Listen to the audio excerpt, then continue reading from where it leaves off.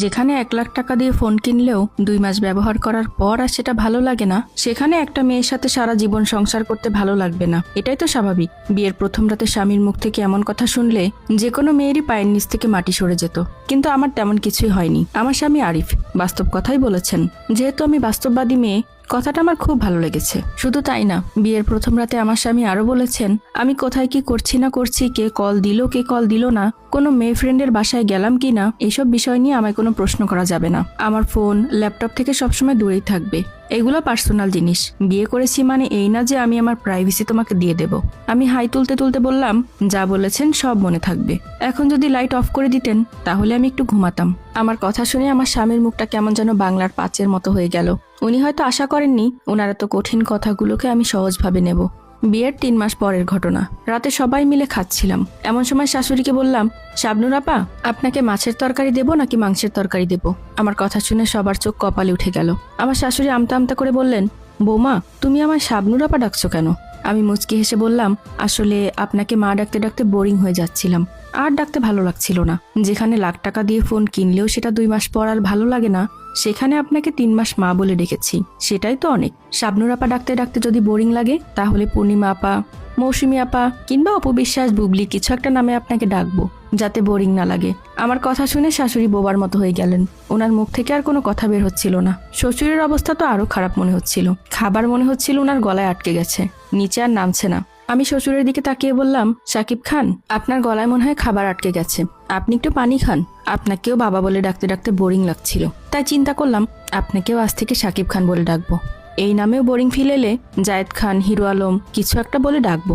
এসব দেখে আমার স্বামী আমাকে হাত ধরে টেনে রুমে নিয়ে গেলেন। প্রচন্ড রেগে গিয়ে বললেন, তুমি আমার বাবা মার সাথে ফাজলামি করছো? আমার মাকে অপবিশ্বাস আর বাবাকে হিরো আলম ডাকবে?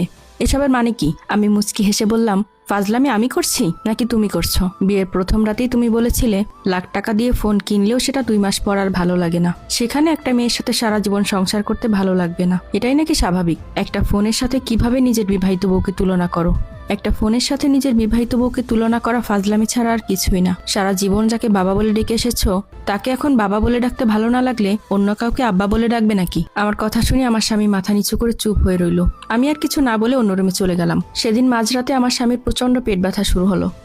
আ করতে করতে সারা বাড়ি সে মাথায় তুলে ফেললো। আমি আমার স্বামীর কানে কানে বললাম, বাবা গো মাগো বলে চিল্লাও, তারপরে এরকম আওয়াজ করো না।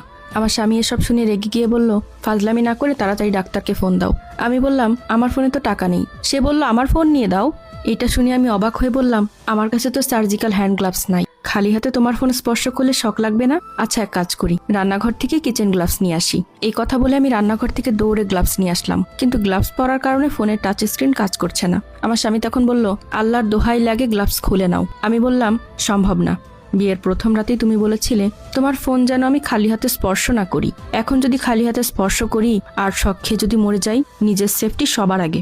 আমার স্বামী চিল্লাতে চিল্লাতে বলল, এবারের মতো মাফ করে দাও আমায়। স্বামী স্ত্রীর মধ্যে প্রাইভেসি বলে কিছুই থাকবে না। আজ থেকে আমার ফোন মানেই তোমার ফোন। আমার ফোনে কে কি SMS দিল, কে কল দিল, সবই তুমি দেখো। এবার অন্তত ডাক্তারকে কল দাও।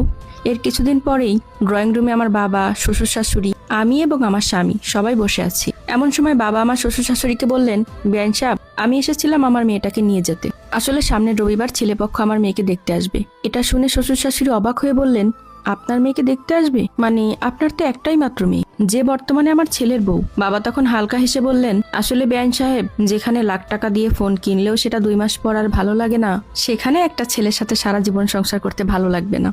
এটাই স্বাভাবিক। আমার মেয়ের আপনার ছেলের সাথে সংসার করতে ভালো লাগছে না, তাই অন্য জায়গায় বিয়ে দেব। শ্বশুর শাশুড়ি কিছু বলার আগেই আমার স্বামী বাবার কাছে হাত জোর করে বলল, বাবা, আমার অনেক বড় ভুল হয়ে গেছে।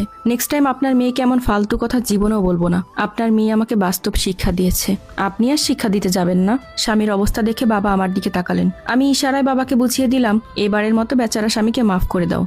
আসসালামু আলাইকুম সবাইকে।